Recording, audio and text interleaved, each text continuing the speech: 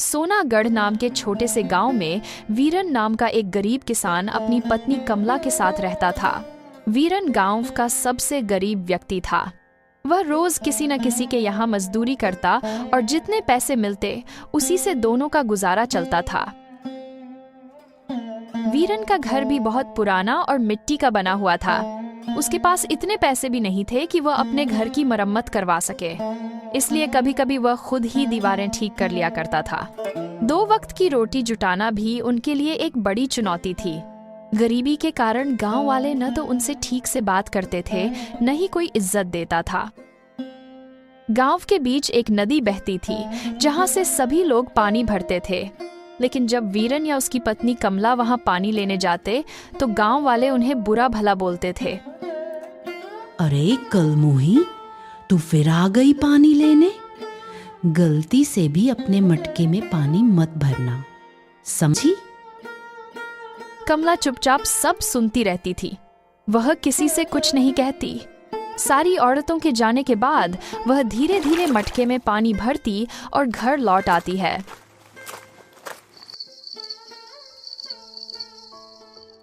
हमारी क्या गलती है वीरन, जो गांव वाले हमारे साथ ऐसा बर्ताव करते हैं? क्या गरीब होना गुनाह है? हमने तो कभी किसी का बुरा नहीं किया। अरे कमला, तुम चिंता क्यों करती हो? मैं हूं ना। तुम देखना, एक दिन यही गांव वाले हमसे मिलने को तरसेंगे। अभी मजदूरी करके जितना कमा पाता हूं उतना बाकी लोग जमा नहीं कर पाते, क्योंकि मेरे पास मेहनत और ईमानदारी है। तुम बस भरोसा रखो, एक दिन हमारा भी सम्मान जरूर होगा।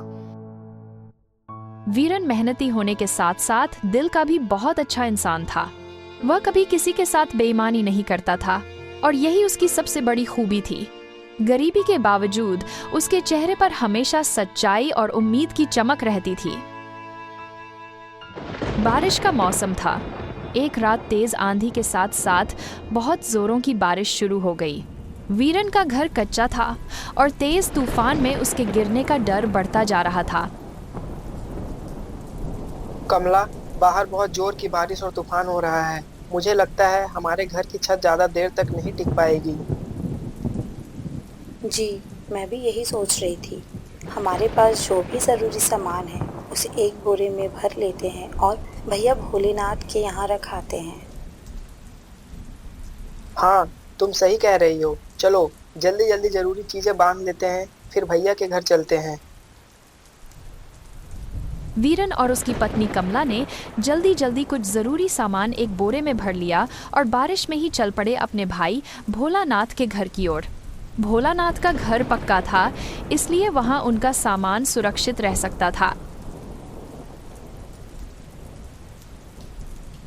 भैया, अरे ओ भैया, दरवाजा खोलो, कुछ काम है। क्या हुआ भाई? इतनी तेज बारिश में यहाँ क्यों आया है? भाई, तुम्हें मेरे घर का हाल तो पता ही है। बारिश में सारा सामान भीग जाएगा। मैं बस थोड़ा सा जरूरी सामान तुम्हारे घर पर रखना चाहता हूँ। क्या तुम्हारा सामान मेरे घर पर? ना ना ना ना ना, नहीं नहीं नहीं, ये मुमकिन नहीं है। मेरी पत्नी मुझे बहुत डांटेगी। तुम जाओ, अभी अपने घर जाओ, अपने घर में रखो ये सारे सामान। इतना कहकर भोलानाथ ने दरवाजा बंद कर लिया। वीरन और कमला दोनों का दिल टूट गया। वे भारी मन से वापस अपने घर लौट आए। रात भर उन्होंने जागकर अपने सामान की रखवाली की ताकि कुछ भीग न जाए। सुबह हुई और धीरे धीरे बारिश थम गई। बरसात के मौसम में वीरन को अब कोई काम भी नहीं मिल पा रहा था। दिन पर दिन गरीबी बढ़ती जा रही थी। कुछ महीने ऐसे ही बीत गए। एक दिन एक अमीर व्यापारी अपनी बड़ी गाड़ी में बैठकर गांव पहुंचा। अचानक आसमान में बादल और गहरे हो गए। कुछ ही देर में जोर जोर से बारिश शुरू हो गई। रास्ता पूरी तरह कीचड़ से भर गया था। उसी रास्ते से गुजर रहा व्यापारी अपनी बड़ी गाड़ी में बैठा था, पर अचानक गाड़ी का पहिया कीचड़ में धंस गया। अरे धत तेरी की, अभी इस गाड़ी को फंसना था क्या? ऊपर से ये इतनी तेज बारिश हो रही है। व्यापारी ने बहुत कोशिश की। कभी गाड़ी को आगे धकेला, कभी पीछे किया, लेकिन गाड़ी जरा भी नहीं हिली। तभी वहां से कुछ गांव वाले गुजरे। व्यापारी ने उन्हें पुकारा।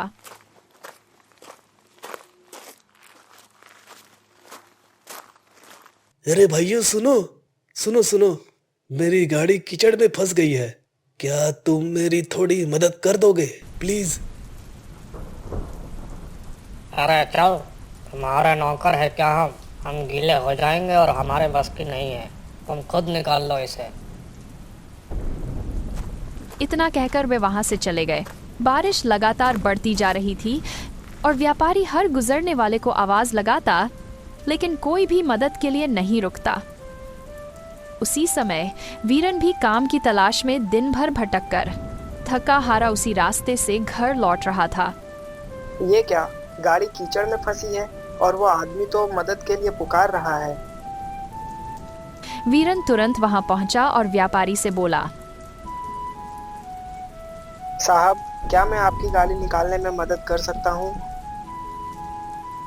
हाँ हाँ बिल्कुल भाई, मैं तो कब से लोगों को बुला रहा हूँ पर कोई मदद करने को तैयार ही नहीं है। ऊपर से ये बारिश दिमाग खराब कर रही है। अच्छा सुनो, मैं गाड़ी के अंदर बैठकर इंजन चलाकर आगे बढ़ाने की कोशिश करता हूँ, तुम पीछे से धक्का देना, ठीक है? जी साहब, मैं कोशिश करता हूँ। वीरन ने पूरी ताकत लगाकर गाड़ी को पीछे से धक्का देना शुरू किया। कुछ मशक्कत के बाद आखिरकार गाड़ी कीचड़ से निकल आई। गाड़ी कुछ दूर तक गई और रुक गई। व्यापारी ने गाड़ी से उतरकर वीरन के पास आया। हेलो भाई, तुम कौन हो? मेरा नाम जगमोहन सेठ है, मैं शहर में व्यापार करता हूँ। तुम्हारा नाम क्या है? जी, मेरा नाम वीरन है, मैं इसी गांव का रहने वाला हूँ। तुम बहुत अच्छे इंसान हो और तुमने मेरी मदद भी की है। साहब, दूसरों की मदद करना तो हमारा फर्ज होता है। कोई बात नहीं, अब बारिश भी रुक गई है। अच्छा साहब, मैं चलता हूँ।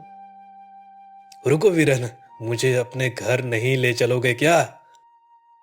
नहीं साहब, आप मेरे घर जाकर क्या करेंगे? वो मिट्टी का बना हुआ टूटा फूटा घर है, आपको वहाँ कुछ नहीं मिलेगा। आप मेला देखने जाइए, मैं निकलता हूँ। अब तो मैं एक बार तुम्हारे घर चलकर ही रहूंगा। चलो गाड़ी में बैठो, आओ। वीरन झिझकते हुए गाड़ी की पिछली सीट पर बैठ गया और रास्ता दिखाने लगा। थोड़ी देर बाद दोनों वीरन के छोटे से घर पहुंचे। कमला, अरे ओ कमला, हमारे घर साहब आए हैं, उनका स्वागत नहीं करोगी क्या? जाओ, कुछ खाने को लेकर आओ।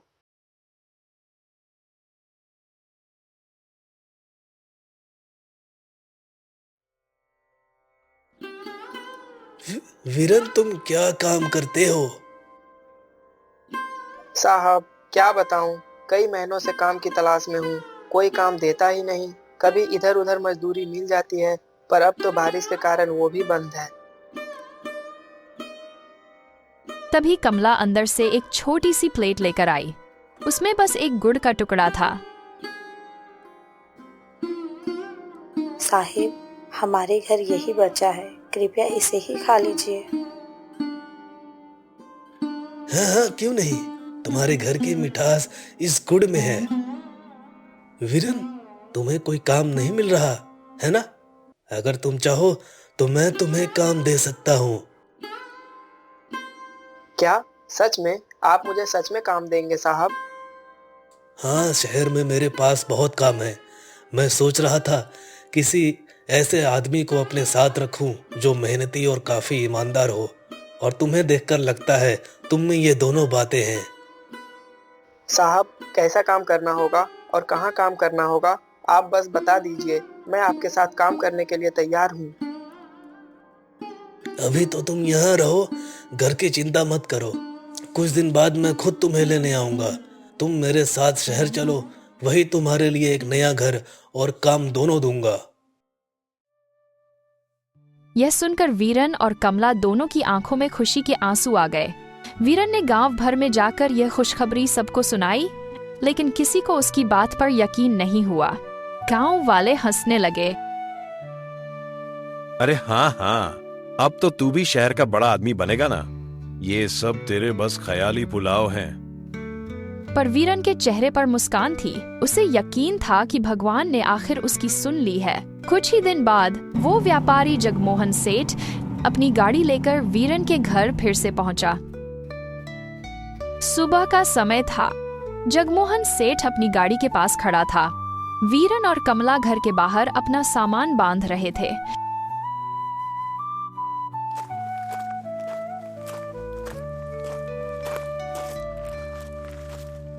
वीरन, सारा सामान तैयार है ना?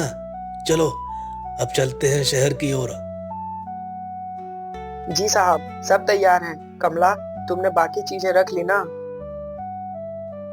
हाँ, सब रख लिया। बस ये भगवान की मूर्ति भी साथ रख लो। यही तो हमारा सबसे बड़ा सहारा है। वीरन और कमला सारा सामान लेकर जगमोहन सेठ की गाड़ी में बैठ गए। सारा गांव यह नजारा देख रहा था। लोग कानों में फुसफुसाने लगे। अरे देखो भाई, वीरन तो सच में शहर जा रहा है। यहाँ तक कि वीरन का अपना भाई भी दरवाजे पर खड़ा था, जो पहले उसकी मदद करने से इनकार कर चुका था। वो अब बस चुपचाप देखता रह गया।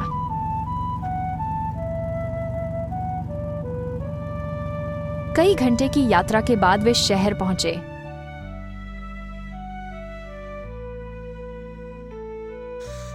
वीरन, अब ये घर तुम्हारा है। यहीं रहो और मेरे साथ काम करना, ठीक है? साहब, ये सब आपने मेरे लिए किया। मैं तो सोच भी नहीं सकता था कि एक दिन मेरा भी ऐसा घर होगा। वीरन, तुम्हारी ईमानदारी ही तुम्हारा सबसे बड़ा धन है। बस मेहनत करते रहो, बाकी खुद सब कुछ मिल जाएगा।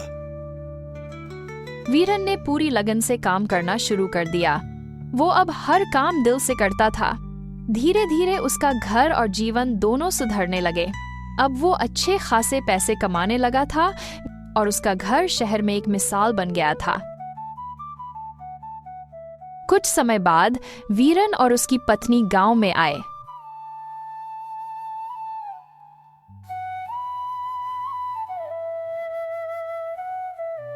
अरे ये तो वही वीरन है ना? देखो अब कैसे रहता है शहर में। बहुत बड़ा आदमी बन गया है ये। किस्मत हो तो इसके जैसी।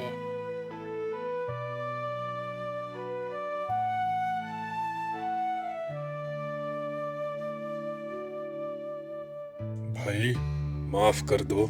उस दिन तुम्हें घर में आने नहीं दिया था। अब समझ आया कि सच्चा इंसान कौन था और मैंने तुम्हारे साथ बहुत गलत किया है। मैं बहुत शर्मिंदा हूँ। भाई, बीती बातें भूल जाओ। बस इतना याद रखो, अगर इंसान ईमानदार और मेहनती हो तो उसकी किस्मत खुद रास्ता बना लेती है। जिंदगी हमेशा मौका देती है, बस जरूरत है उसे पहचानने और उस पर भरोसा करने की। वीरन ने वो भरोसा किया और उसकी मेहनत ने उसे अमीर नहीं, महान बना दिया।